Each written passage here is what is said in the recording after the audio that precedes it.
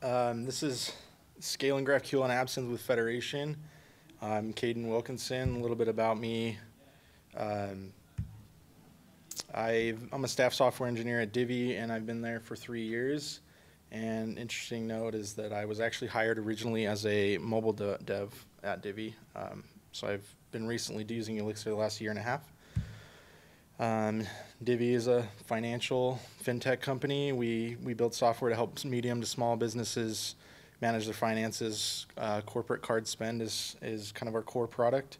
So little GIF there showing kind of what we work on. We've raised roughly $400 million in various funding series rounds with investors such as PayPal, NEA, Insight, and others, and we're acquired June 1st by Bill.com for $2.5 billion. So yeah, I wanted to get a little bit of a read of the room. Who in here is actually using GraphQL or familiar with GraphQL? Okay, sweet. So lots of people that are familiar with it in here. So I'll probably go pretty quickly over the 101 slide, but yeah, obviously GraphQL, you can describe your data using this like schema. You define, there's various ways, schema, SDL, we call it schema definition language. But defining what that shape of that graph looks like, and then you can ask for what kind of data you want to retrieve from the GraphQL endpoint using the query language, and then you get predictable results based on the data that you asked for. And one thing to note here is that GraphQL does use a single route, and your query is what breaks up all the data that you're querying behind the scenes. And with that comes some interesting scaling concerns where you have a single entry point into your entire back end. And how do you start breaking that up when your app becomes so large that it becomes necessary to start breaking that up to scale? So we're going to talk about some of the options around that. Obviously, sticking with the monolith is totally an option. I know that some have stuck with the monolith for a long time. We at Divi have had a monolith for a very long time. And it's worked out fairly well to us. We've been experiencing some pains, but another option that I've seen is backend for frontend, or BFF, which basically means that you would create different GraphQL endpoints for different product teams. So you might have a graph that's centered around users and have that user's graph live separately than maybe some like a products service, and those would be different GraphQL endpoints with their own separate schemas. And then schema stitching is also an option, and then federation. And I'll actually go into a little bit more detail with some diagrams on what each of these look like. And they are all good options, and it really depends on your needs and your business of which one is the right fit for you. So to go into a little more details, so some of the pros of like a monolith is that there's a reduced tooling overhead up front, right? It's not a lot of work to just have one repo and manage that until it grows really large, right? And it gives you quick iterations early on, and you can share the knowledge across your team really quickly because you're all working in the same place. So there are benefits to having that. Some of the downsides to having a monolith is that it can become unwieldy over time, right? You get too many cooks in the kitchen, too many people are all working in the same project, and it can get a little bit tricky to manage. You can develop tight coupling between different domains, and especially like circular dependencies if you're not really careful defining strict boundaries in your application, that you can get some of those couplings between domains that you don't necessarily want. And then, yeah, sometimes your team just grows so fast that you don't have enough time to build the tooling around that monolith to really handle that team growth scale. And then a call out from the principled GraphQL website. It talks about monolithic architectures are difficult to scale without highly specialized infrastructure. So you could build that specialized infrastructure, but there's a cost that comes with building that, right? So moving on to the next one, BFF. So this is a representative of a type of backend for front end that I mentioned with GraphQL, where you can have separate individual graphs with different endpoints. And you'll notice I have two clients represented here, web app and an iOS app, where they're now talking to various different backend endpoints. And so you can see that this, if you added an Android app, the explosion of all the different clients and server graphs that are needing to communicate can get kind of complicated. But some of the pros of having a BFF is that those teams can work independently of each other. There's maybe a product team, and they have their back-end and front-end engineers. They have their own graph, and then their front-end teams work with directly communicating to that specific graph. And those services are fairly decoupled from each other when they are different endpoints. and it does offer some flexibility to those teams to work how they want to work with their endpoints. But some of the downsides of taking that approach is the potential for lots of duplication. If you are spinning up multiple backends with different endpoints and GraphQL schemas, there's going to be a lot of like authorization is going to be something duplicated across all those services, and you could abstract that away to make that reusable. But there is that potential. Also increase of attack vectors, where you have multiple endpoints that you now have to worry about from a security perspective. And then it increases the front-end complexity with having to manage multiple back-end endpoints that they need to talk to in different graphs. And specifically with clients like Apollo, your caching works at like a graph level. So how do you merge those caching mechanisms together, and how do you keep those in sync? So increases that front-end complexity. And also, it's difficult to enforce standardization across multiple graphs. When people take the approach to have each team has their own graph, they might do paging one way in one team, paging another way in another team.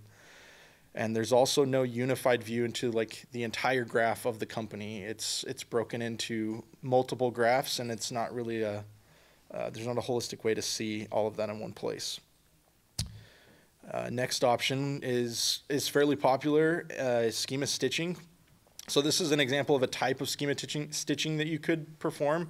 It's not the only one. I've seen a handful of different ways. But in this example, we'd have a gateway that's like this centralized service that has a single GraphQL endpoint, and then it would basically format how it needs to resolve that data out to the various services behind the scenes. In this case, this example chooses to use gRPC. And that's an implementation detail, but you can see that the gateway then needs to know how to create a request through gRPC to one of these services to resolve some of that data, get all the data from these three services, and then kind of stitch it together into one response back to the client that made the request through the GraphQL gateway or the GraphQL endpoint.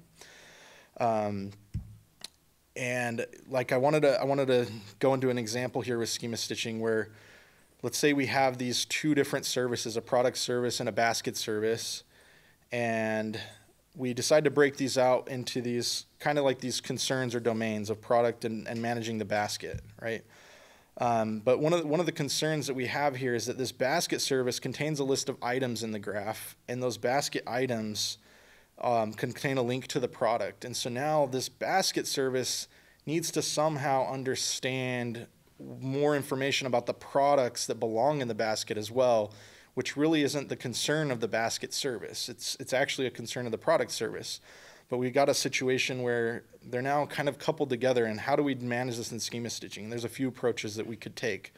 One is that we could do a little bit of service-to-service communication. So when we make a request and we get a basket and its items, the basket service could reach out to the product service and say, hey, I need the information about this product that's in this basket currently, right?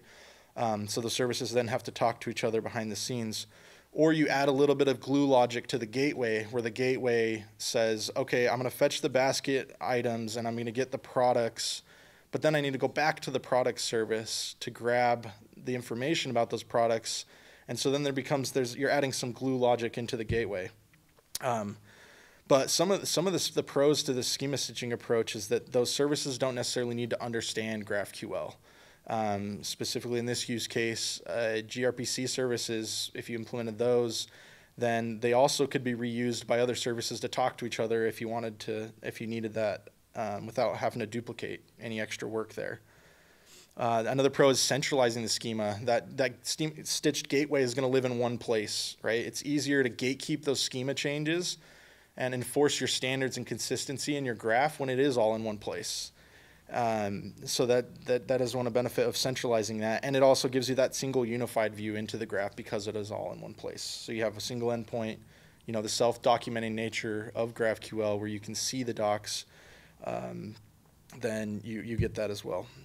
And then, like I mentioned in that example, there's a risk for increased glue logic into the gateway where it needs to figure out how to resolve the data and the dependencies between the different graph types. And then you can also grow synchronous service-to-service communication patterns, which can then start coupling services together, which it moves away from a lot of the reasons why we decided to break services up anyway, is to remove those tight couplings. And so we don't want that necessarily to happen. And then the other problem that we could have is when somebody wants to add a new feature, they've now have to touch both the centralized gateway and also the service that they're actually implementing, right? So there's still that gatekeeping stitching gateway that needs to be updated to reflect the changes to the graph, and then the service needs to be deployed alongside that. And you could get into situations where you now have two deploys and two things that need to go out like at the same time and coordinating those, right? And then now the final federation it's a very similar to stitching, and the primary difference is that the implementation of how the gateway resolves data through the services is done in a more declarative way. So a federation comes from Apollo GraphQL. I'm sure many that were familiar with GraphQL that raised their hands earlier have heard of Apollo. But they've taken this approach to make a declarative way to define types that exist throughout the graph in various services. And so we'll dive a little bit deeper, but we do have a single gateway where a request comes in and then subgraphs that sit behind it. And so let's introduce federation. So here's an example of an e-commerce graph where we might have a user, product, and review. And one of the ideas we could do is let's maybe break these out by type and create like a user service that owns this user, and then a product service that owns this product, and a review service that owns the review type. But one of the concerns that we have here is if we take a closer look, we actually look at this user type and notice that the user has reviews tied to it and some recent purchases which aren't really a concern of this user service that needs to know. And also the product has a list of reviews as well, but the product service doesn't really want to know anything about reviews because its concern is specifically around the product. So how does Federation help solve this problem of domain and concern and separation? Because in reality, we want this user service to really own just the user domain and concern. In this case, it's really just the name. And then our product service, we want it to own the product type, but also this recent purchases field that involves products, and that should belong to the product service. And same goes for the review service. We want to own the review type and then also these reviews fields so that we can inform the clients what the reviews are for any given user or product. So how does this work in Federation? So Federation adds an additional layer on top of GraphQL with some new directives and new keywords that you might not be super familiar with in GraphQL, like this extend on the beginning of this type. So that basically indicates that we have a service that isn't the primary owner of this type, but the gateway is the one that owns the query type, and as a subgraph, we just want to extend the query and add our own fields to it. So in this case, we extend that type and add our user field. And then same goes here. We have this user type, and we have this new @key directive, which indicates that, hey, we own this field, but because we have a key defined, other services could add fields to this by this key if they wanted to. So if another service wants to, and we'll actually see an example of this here in actually just a sec. So right here we've got this product service, and this product is owned by the product service itself, and it defines its key as an ID. But then we'll notice that we extend the user type because our product service doesn't own that type. A different service owns it. And this allows us to then say, let's extend that and say that we have an ID field, but that doesn't belong to us. It's external. It comes from somewhere else. The gateway needs to give me that key. But once I have that key, I can then resolve the recent purchases for this user. So as long as the gateway provides that key to me, I can then return all of the different products that are associated with the recent purchases for this query. Same for review. We're extending that user type, and we're gonna extend the product type and then add our reviews fields to those types that are owned by external services. So now we have 3 different services that have just ownership over their domain and their concern. And we've done it in a declarative way where the schema actually represents the way this data needs to be resolved. And some of the benefits to this is that it allows us to split that schema by concern and domain. And it's also the definition of that schema is decentralized. The definition of those subgraphs lives in those subgraphs. The gateway doesn't need to know about that. And that has some really great benefits that we'll go into. And then subgraphs can also operate on their own release cycle. They're not dependent on the gateway being deployed at the same time as the subgraph, or can never get in those kind of situations. And it gives us same as stitching a single unified view of the graph, because there is a single endpoint. But some of the downsides, because there's always going to be them, is that it is decentralized, which is a benefit and a negative. And some of the reasons it's a negative is that it becomes more challenging to enforce those standards, because even though the graph is now a decentralized concern, those subgraphs and those other teams are defining what their graph looks like. You need to have good schema governance processes in place to make sure that standards are being enforced across all those different teams. And we also need to ensure that there's some tooling to prevent the conflicts from happening. If there's multiple subgraphs defining the same type, we don't want those. They won't be able to merge together by the gateway. The gateway won't know how to merge them together if they conflict with each other. So we need to have tooling to prevent those types of conflicts. And then, as with any system, when it becomes distributed with multiple services, that brings with it lots of new challenges. So we covered a lot of different ways that we could take our GraphQL endpoint and how to scale it, but what should we choose?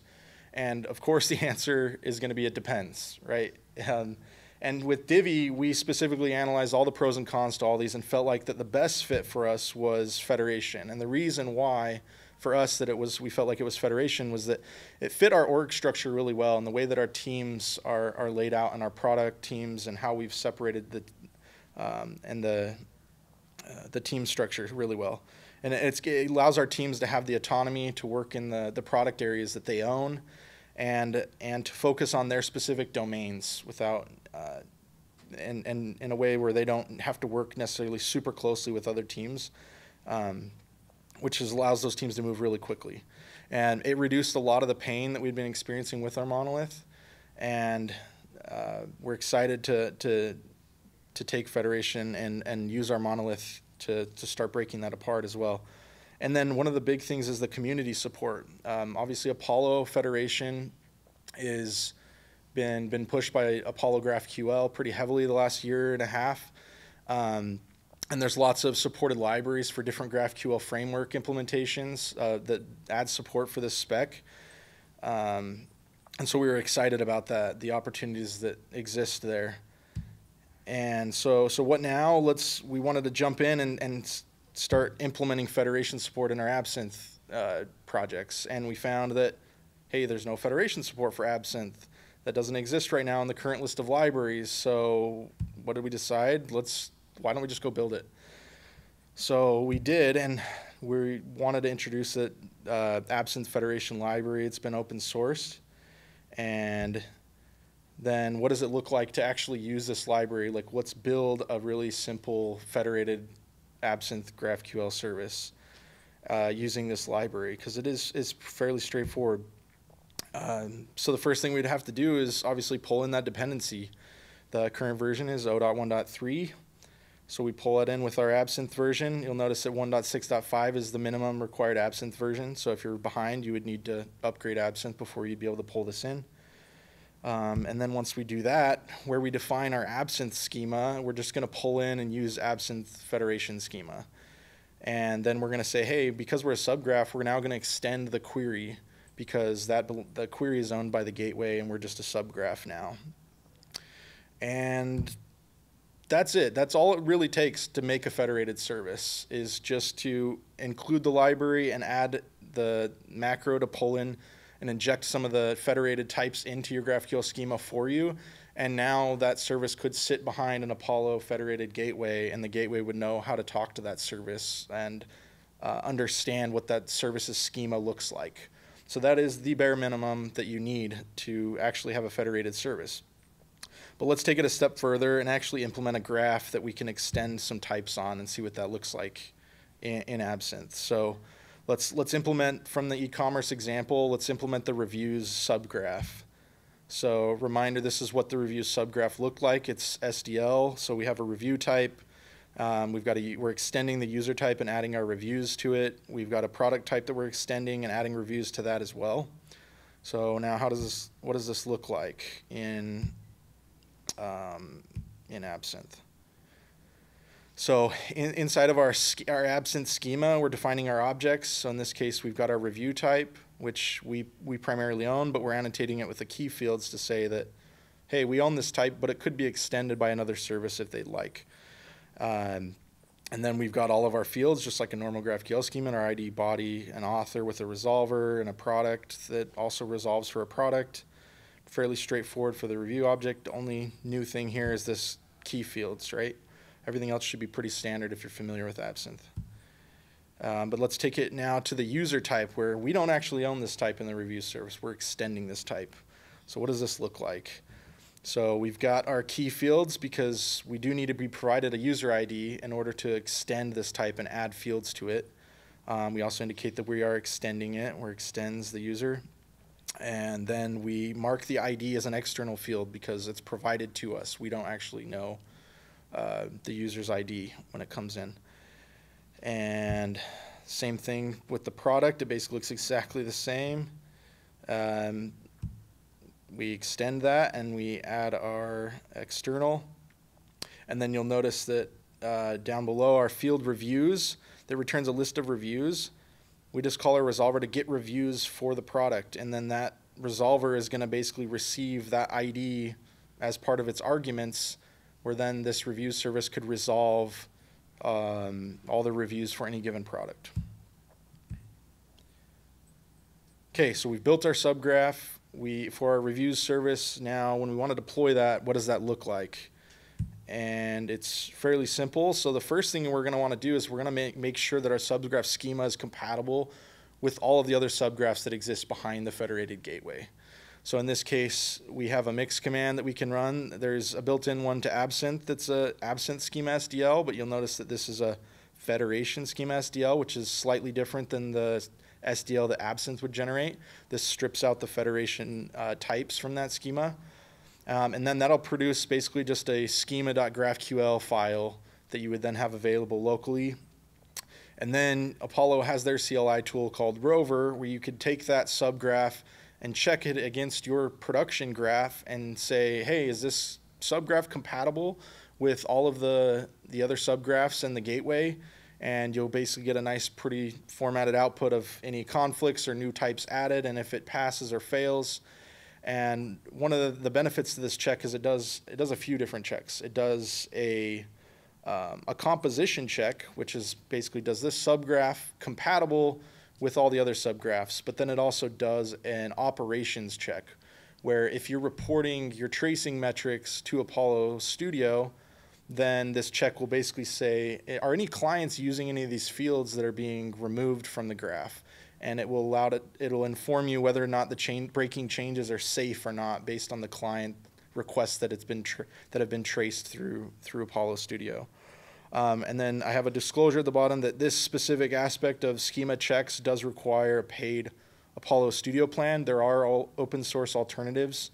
There's a Pipedrive has a open source library for a schema registry that you could host yourself and use. So I wanted to make sure that was brought up. And then once we've got this schema generated and we've checked and validated it and we're good to merge our subgraph, after we merge that, we want to inform our gateway that new changes have been deployed to one of our subgraphs. And so we need to publish the changes to the schema. So we'll generate the schema again after merge. And then this time, instead of doing a check, we're going to publish this new subgraph. And you'll notice that the routing URL basically indicates to the gateway, how do I find and resolve this GraphQL endpoint for the subgraph? How do I route traffic for any of the fields that this subgraph owns to this service?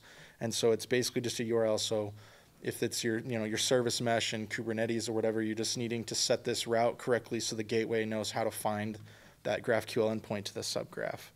And you would want to run this publish after your deploy is completely rolled out with your code changes as recommended by Apollo.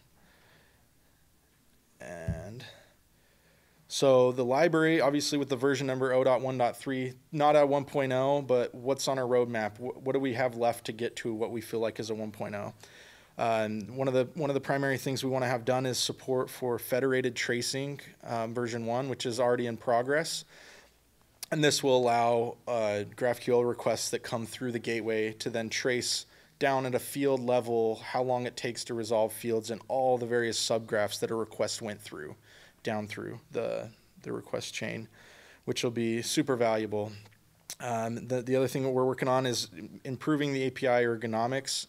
Absinthe is, at least with compile time schemas, it gets really tricky, and so some of the APIs that we have in the library currently are not as ergonomic as we'd like them to be. So we're working on making that a little bit more straightforward and easier, even easier to use, and that's also in progress. We want to improve some documentation. We have pretty thorough documentation around the macros being used in your schema and what that looks like. Apollo's documentation is also really great about describing federation. And then just any bug fixes that come up as well as we start rolling this out. And then I wanted to end by thanking contributors and authors of Absinthe, because it was awesome, great library to work with, great contributors to work with as well. Made it really easy for us to extend the library and add the support we needed for federation and inject into the schema the types that we needed to. Also, special shout out to Ben Wilson for always answering my questions on the Elixir Slack all the time. And then a big thank you to Sven, which is one of our first outside contributors from Divi to contribute to Absinthe Federation already as well. And yeah, so then this is some resources. I'm KDogWilk on Twitter, GitHub, Elixir Slack.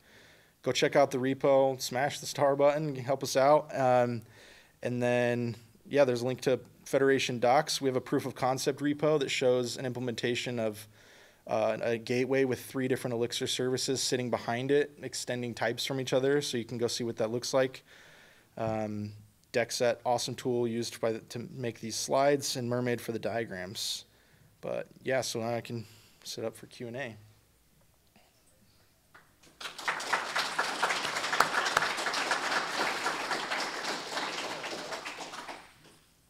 Questions? Yes.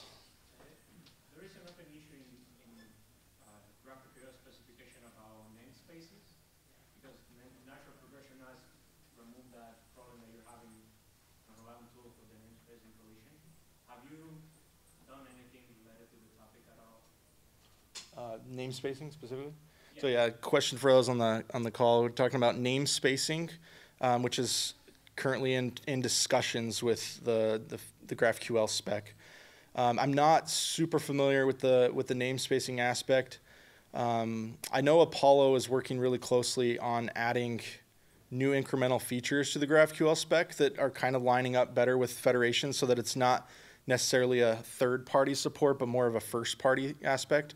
I know that like the extend type aspect is actually already kind of been defined in the GraphQL spec at this point.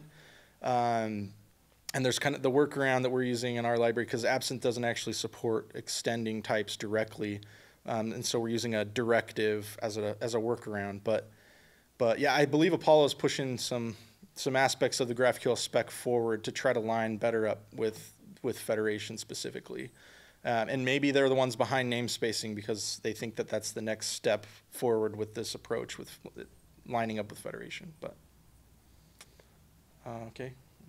Next question. Yeah. So with Apollo Federation, how do you prevent any +1 requests? Like, you want to include like data loaders or batch requests? Like a case of like a product has many reviews and you want to return a list of products. Mm-hmm. Or you want to have like any +1 requests on the reviews service? Who handles that? Yeah, that is a great question. So question was around like batching or data loader around resolving N+1 queries with subgraphs and federated services. Yeah, so Sven, the one I actually thanked, was actually a contributor to adding data loader support for resolving entities. So if the gateway does need to resolve multiple entities and subfields that would create an N+1 type situation, the Federation library will actually pull together all of those entities that are being requested by the gateway and try to batch those up with data loader for you.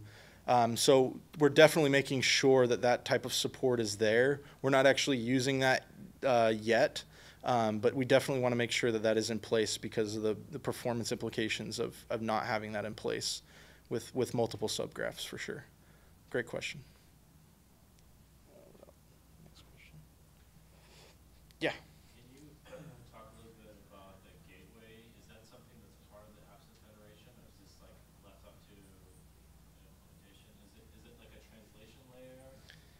Yeah, so the gateway talked about, to clarify that's referring to Apollo server. So the Node.js like gateway that Apollo GraphQL has built that has the support for federation. So that would be a Node application that you would deploy separately that all of your Elixir Absinthe services would sit behind. That's a great call. Is it a translation layer as far as you know? So it's primarily like almost like a schema planner. So like you get a query in at the gateway then takes that query and it understands all the subgraphs and it breaks it up and creates a query plan saying, based on this query I received, this is how I need to resolve all the data throughout all of the different services downstream. And it builds that query plan and then makes those requests. And it can do some of those in parallel. It can do them in synchronous, like depending on the dependencies of the query. It might be able to reach out to one service to resolve some data before it needs to go to another, or maybe it might be able to resolve both of those at the same time. It handles all of that for you, which is really great. I also know the Apollo team's been working on, they're actually rewriting a lot of the internals of the gateway in Rust for performance as well. So there's some awesome stuff in the pipe for that as well. Question? Yeah. How do you deal with like integration testing with like the federation? Yeah, no, this is a great question. Yeah, as soon as you start having multiple services sitting behind a gateway, CI and like automated testing and even like local dev experience, right? Locally, when you're having to deal with a gateway and multiple services, it gets really tricky. And I definitely think this is a problem that isn't specific to GraphQL and the gateway, but just more of a service-oriented architecture concern. And we definitely are working through some of those pain points and trying to find good ways to solve those problems.